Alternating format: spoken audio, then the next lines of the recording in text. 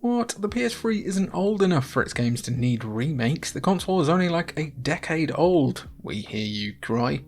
Fellas, it turns 20 years old in a couple of years.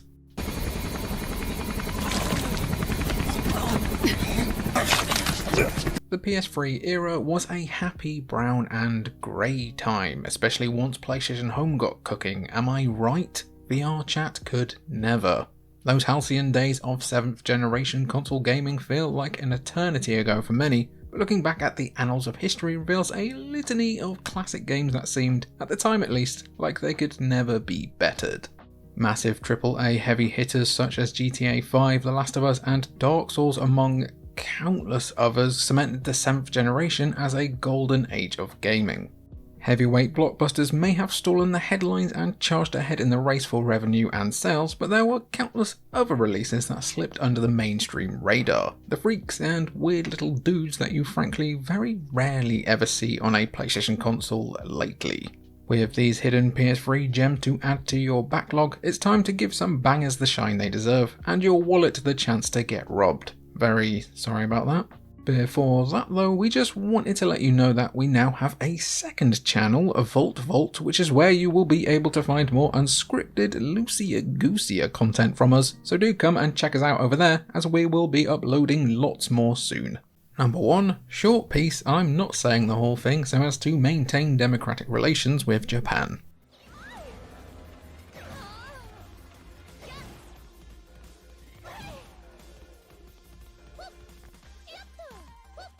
There's perhaps never been a more unique game than Short Piece, and that has nothing to do with the actual content of the game that comes part of this slightly bananas deal itself. Longest Day is a 2D side-scroller following the titular heroine as she plans to assassinate her own father, presumably for putting parental controls on her PS3, as she races through levels as she attempts to outrun a wave of spirits trying to kill her.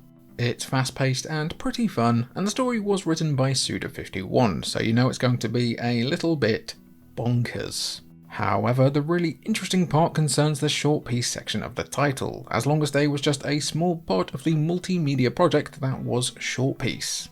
It was kinda like when the Matrix franchise had the Animatrix and also Enter the Matrix alongside the Matrix Reloaded, if you need a rather awesome point of reference to what this madness was all about. The full project included 4 additional animated short films, with one of the films in question, Possession/Tsukumo, being nominated for an Oscar at the 86th Academy Awards. How many PS3 games can you think of that were part of an Oscar-nominated project? Exactly. Even though we all know Heavy Rain was robbed for Best Picture.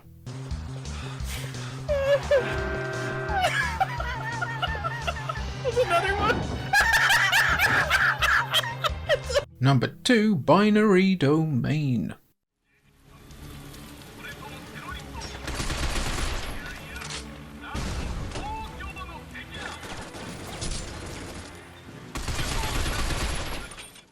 It's great that RGG Studio have finally started earning their flowers among the mainstream gaming audience, thanks to the success of the Like a Dragon and Judgment games, but RGG were putting in work for the PS3 that's gone underrated and underappreciated by the vast majority. While we won't try to sit here and tell you why you should play Yakuza Dead Souls in 2024, we're definitely saying that Binary Domain deserved more love than it ever received. A third-person cover shooter in the same vein as games like Gears of War. In the 7th generation of consoles, well I never. Binary Domain jumps ahead to the 2070s, when much of the planet has been devastated by climate change and Japan has become an isolationist state that's created robots which think they're human, so just like now then really. Current year, you are terrifying. Naturally, that's an affront to God, justice, and the American way of not sticking your nose into things, so you and a team of elite international badasses are shipped off to fight a bunch of robots. It's daft like a lot of Sega's games around this time, but it's all the better for it. It's not the most polished or best game ever really, let's be honest, but the robots are more destructible than your average Red Faction environment, and that just really works for us. Number 3, Tokyo Jungle.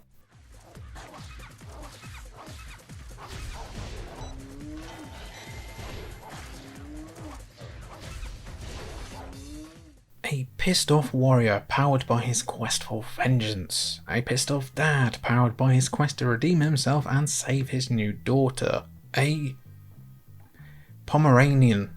The byword on weird PS3 games, or at least the first one people tend to think of, Tokyo Jungle wasn't exactly a huge critical or commercial success, with the game's director even giving an interview talking about how the game was broadly received negatively in North America. Despite that though, Tokyo Jungle still managed to achieve cult status with its quirky gameplay and tone, as who wouldn't want to be a Pomeranian exploring a ruined Tokyo? It's basically Stray before Stray even existed, but with a roster of characters that would make Sakurai blush. Set in a world where humanity has disappeared, and not just the Boeing executives, Tokyo Jungle is a game of two halves. The story mode focuses on a number of different animals as their attempts to survive collide with each other throughout the game across a number of levels, while the survival mode allows players to pick from a variety of animals and attempt to either establish or defy their place on the food chain. How's that for a slice of fried gold, Darwin? Unfortunately, this big old thing of weird evolution pie never received a physical release in the West, so be sure to give it a look on the PlayStation Store before they eventually go through with shutting the thing down for good. They're gonna do it. Number 4, Lollipop Chainsaw.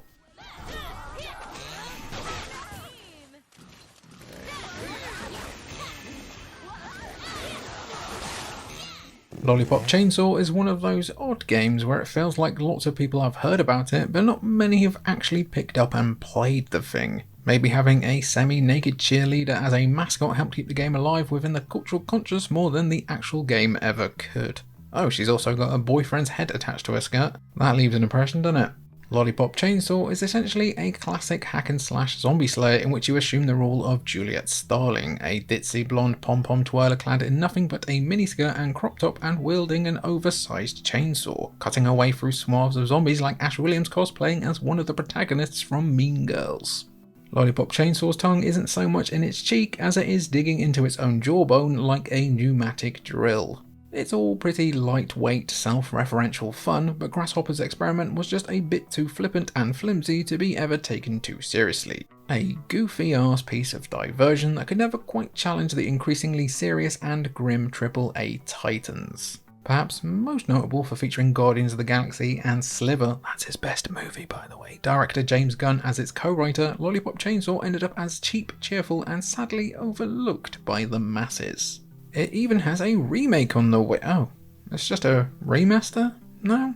That's weird. But hopefully it means they can maybe keep all that licensed music now. Number 5, Mod Nation Racers.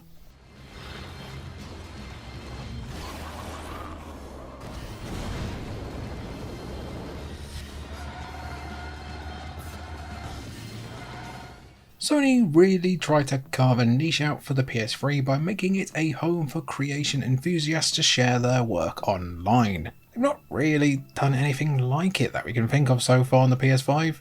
That's part of why it feels like the console lacks some of that real personality. Anyway, the PS3 saw the debut of the Little Big Planet series, which was an almost paralleled level of freedom given to console players to create their own platforming levels. And while they'd eventually make an LBP kart racing game too, Mod Nation Racers got there first. Of course, Sony would recruit the Mod Nation team to work on Little Big Planet karting anyway, so if anything, Mod Nation was a perfect proof of concept. A Mario Kart-esque racing game with similar drifting mechanics and plenty of weapons to gain an advantage over your opponents, the real highlight of Mod Nation Racers was of course the ability to create your own custom racetracks and share them online with the whole world. Or if you're anything like me who has the creativity of some kind of land squid, I don't know what that means, you just downloaded everyone's tracks anyway. The process of creating these tracks was actually pretty straightforward, meaning anyone could get to grips with the tools and create the next Silverstone, or a Rainbow Road ripoff. Your choice. Number 6, Splatterhouse.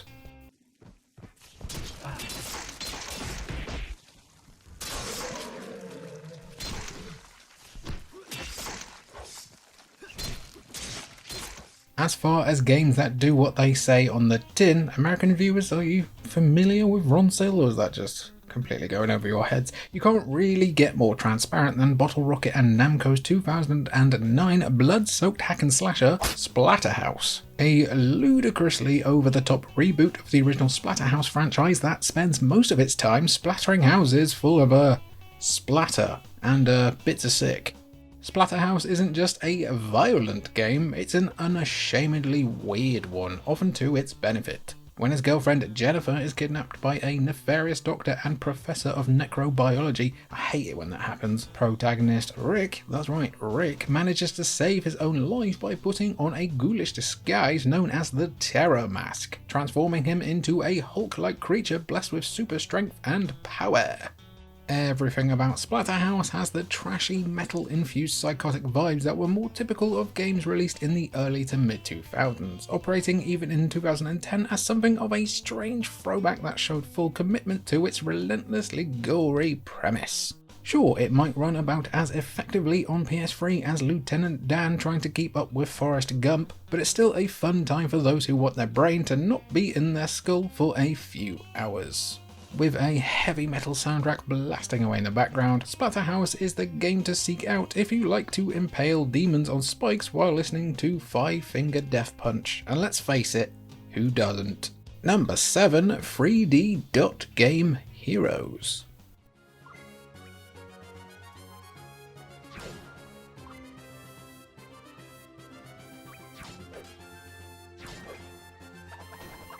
.3D Dot Game Heroes wasn't the first 3D game to do the whole cure. Remember when games were 2D and pixelated? Remember when your knees worked? Cure routine, and it wasn't the last either. But cheap jokes and a retro aesthetic will only get you so far.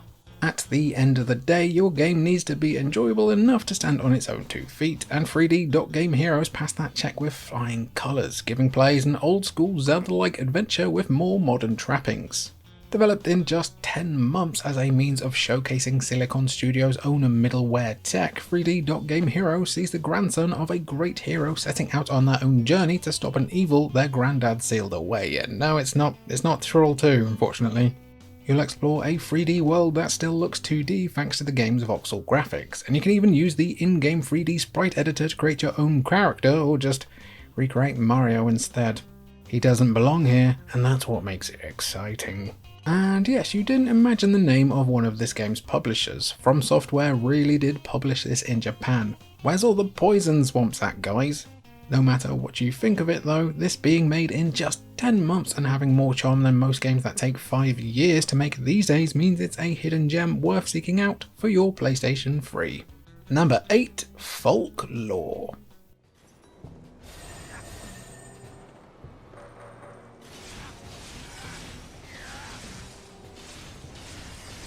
Released in 2007 at the start of a new console generation, Folklore was bold enough to play with a mythology and ideas not often seen within mainstream gaming circles. Greek and Norse legends have become commonplace with releases such as Immortals Phoenix Rising, Hades and the God of War games, but having the confidence to take on Irish myths and folktale was pretty much untrodden ground.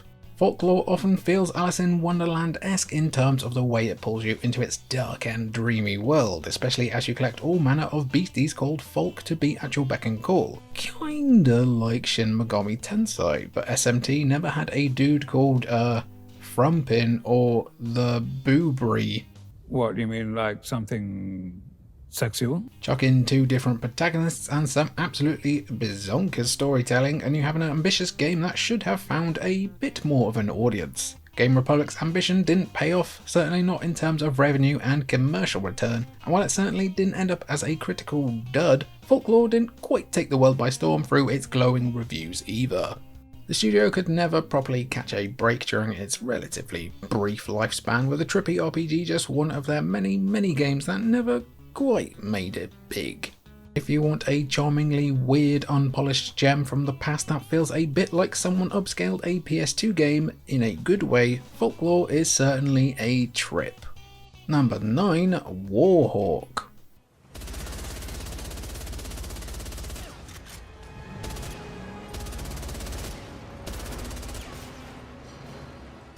Perhaps Sony's most forgotten exclusive franchise, and right next to Ape Escape Sony, you cowards, Warhawk originally started life as a flight simulation game on the PS1, receiving pretty decent reviews at the time, but would fall into obscurity for about a decade.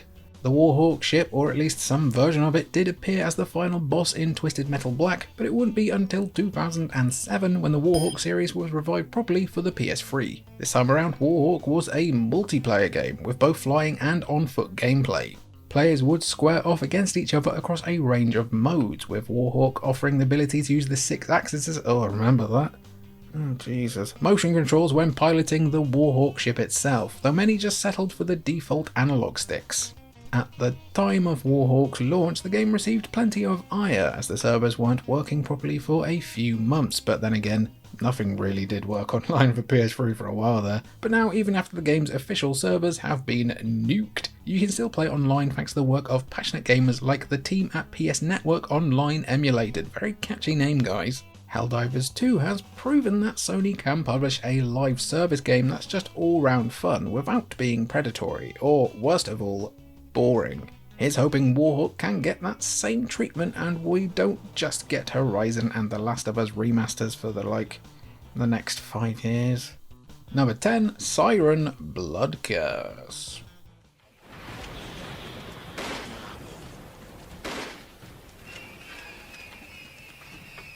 With Resident Evil and Silent Hill hogging all of the limelight in the horror game stakes, Japan studio Siren franchise ended up starved of attention. Never an obscure no-hoper but hardly a mainstream colossus, Siren entries ended up being the sort of games played by people with a genuine enthusiasm for the genre, rather than by casual tourists looking for a quick and easy fright. Basically, this was one for the sickos. Debuting in 2008 exclusively for the PS3, Blood Curse was a reimagining of the very first Siren game on the PS2, expanding upon the lore and story of the original with a new graphics engine, additional characters, and a deeper, more explorative story. Set in the fictional Hanada village in Japan, Blood Curse centers on the attempts of the game's core cast of players to uncover the mysteries of the strange supernatural forces that have descended upon the isolated village and have caused, among other things, the dead to rise from their graves. Ugh, so annoying. Blood Curse distinguishes itself by being legitimately unlike many other horror games out there. It's not action every minute, but being able to effectively transport yourself into the bodies and eyes of freakazoids is such a unique mechanic that we're surprised nobody else has really given it a try. For fans of Japanese horror, you'd be foolish not to heed the call of Blood Curse's alluring, terrifying siren. Oh, unless you're counting your coins at the minute, in which case, yeah, fair enough. And that was our list looking at some underrated hidden gems on the PlayStation 3 that you should check out. There's loads of lists we can do like this, so be sure to let us know what underrated gem on the PS3 we should be checking out next. I've been Jimmy for Cultured Yeah, bye. That's it, bye.